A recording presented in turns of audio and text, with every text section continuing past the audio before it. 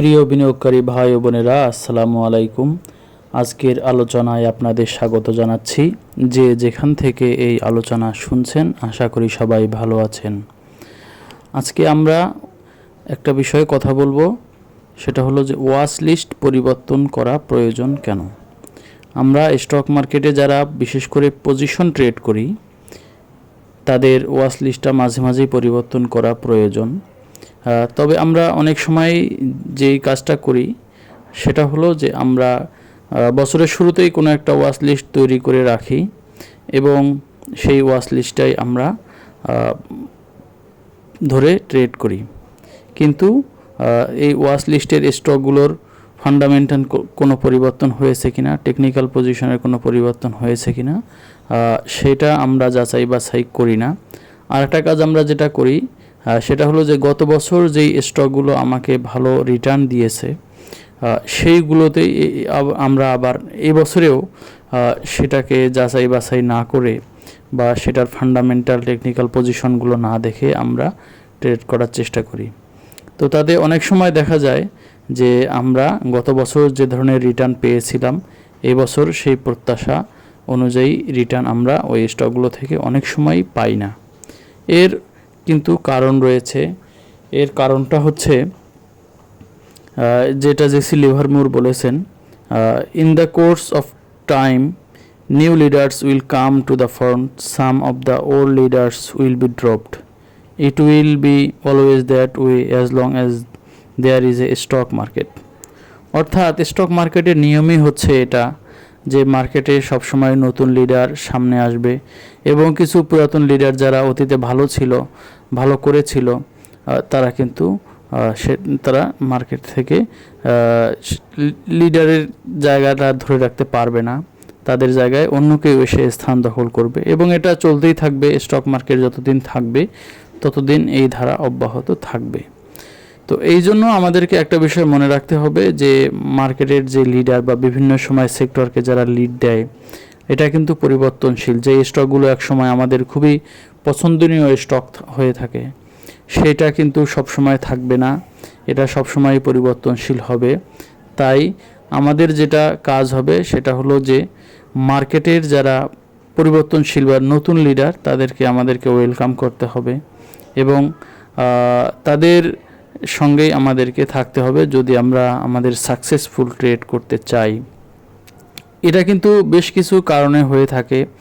এর অন্যতম কারণ হলো যে কোনো একটা কোম্পানি সে তার যে পজিশনটা হয়ে থাকে, বিশেষ করে ফান্ডামেন্টাল যেই পজিশনগুলো, এর অন্যতম একটা কারণ হলো যে কোনো একটা কোম্পানির আয়ের তারতম্য যদি ঘটে, সেখানে কিন্তু তার ফান্ডামেন্টাল একটা পরিবর্তন হয়। তো এই ফান্ডামেন্টালটা পরিবর্তন হলে সেখানে দেখা যায় যে এই ফান্ডামেন্টালের পরিবর্তনটা তার টেকনিক্যাল চার্টেও কিন্তু এর অনেকটা ইফেক্ট ফেলে। কারণ কোনো একটা কোম্পানির যখন আয় বাড়ে, বিশেষ করে দেখা যায় যে তার ডিমান্ড এবং সাপ্লাই কিন্তু ব্যাপক একটা পরিবর্তন ঘটে। তো এই জন্য যখন এই টেকনিক্যাল চার্টে পরিবর্তন ঘটে, সেটা যদি আমরা ধরতে না পারি, ঠিক একইভাবে যদি কোনো একটা কোম্পানির আয় কমে যায়, তো এই আয় কমে যাওয়ার কারণে যদি তার স্টকের ডিমান্ড এবং সাপ্লাইয়ের যদি পরিবর্তন ঘটে, সেটাও কিন্তু আমাদেরকে খেয়াল রেখেই ট্রেড করতে হয়। দ্বিতীয় যে বিষয়টা বলতে চাই সেটা হলো যে ব্যবসায়িক পরিস্থিতি পরিবর্তন।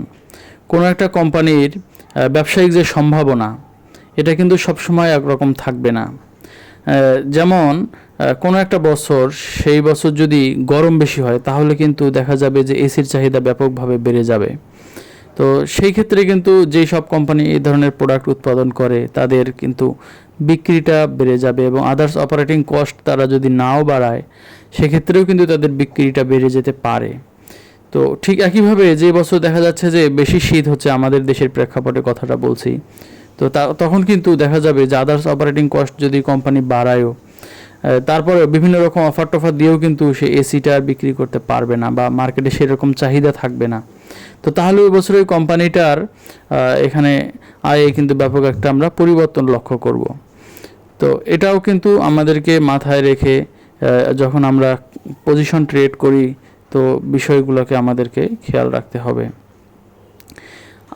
তারপর তৃতীয় যে বিষয়টা বলতে চাই সেটা হলো যে মার্কেট মেকাররা তারা কিন্তু অনেক সময় তাদের পজিশন পরিবর্তন করে। আমাদের দেশে বিশেষ করে দেখা যায় যে মার্কেট মেকাররা যেদিকে থাকে সেই স্টকগুলো ভালো মুভমেন্ট করে। আবার মার্কেট মেকাররা যখন দেখা যায় যে তারা একটু সাইডলাইনে থাকে তখন কিন্তু স্টকগুলোর মুভমেন্ট কমে যায়।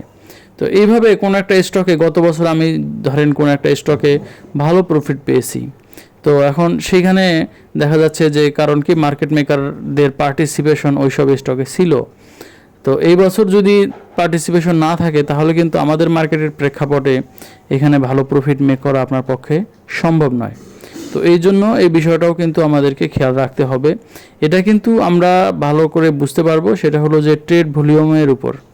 মানে গত বছর দেখা যাচ্ছে যখন আমি ট্রেড করেছি বা আমরা যখন এন্ট্রি নিয়েছিলাম তখন কিন্তু খুব ভালো ভলিউম ছিল। এবার যদি দেখা যায় যে ঠিক একই সময়ে আমি ওই শেয়ারগুলো ভলিউম হচ্ছে না, তাহলে কিন্তু আমাদেরকে এই বিষয়টা বিবেচনায় নিয়ে পজিশন নিতে হবে। চতুর্থ যে বিষয়টা বলতে চাই সেটা হলো যে গভর্নমেন্টের পলিসিও কিন্তু অনেক সময় পরিবর্তন হয়।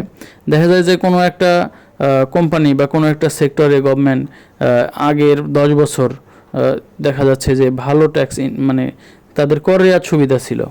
এখন সেই কর রেয়াত সুবিধাটা গত বছর থেকে ধরা যাক সেটা শেষ হয়ে গেছে, তাহলে কিন্তু এই চলতি বছর থেকে এই কোম্পানিগুলো ট্যাক্সের আওতায় চলে আসবে সরকার যদি তাদের কর রেয়াত সুবিধাটা নতুন করে এক্সটেন্ড না করে। তো তাহলে কর রেয়াতের সুবিধা যখন কোম্পানি থেকে মানে উঠে যাবে, তো তখন কিন্তু এই কোম্পানিগুলোর আয়ে কিন্তু ব্যাপক একটা পরিবর্তন হতে পারে যদি তাদের ইনকামের পরিবর্তন মানে অন্যান্য খাত থেকে ইনকাম না বাড়ে। তো এই বিষয়টাও আমাদেরকে খেয়াল রাখতে হবে যে গভর্নমেন্টের পলিসির কোনো পরিবর্তন হয়েছে কি না। যে স্টকগুলো আমার গত বছরের ওয়াচ লিস্টে ছিল, এই বছর সেই ওয়াচ লিস্টে থাকা একই স্টকগুলো যদি আমি রাখতে চাই, তো এই ধরনের কোনো পরিবর্তন এই কোম্পানিটিতে আছে কি না এটাও কিন্তু আমাদেরকে খেয়াল রাখতে হবে। এরপরে যে বিষয়টা বলতে চাই সেটা হলো যে শেয়ার হোল্ডিং পজিশন।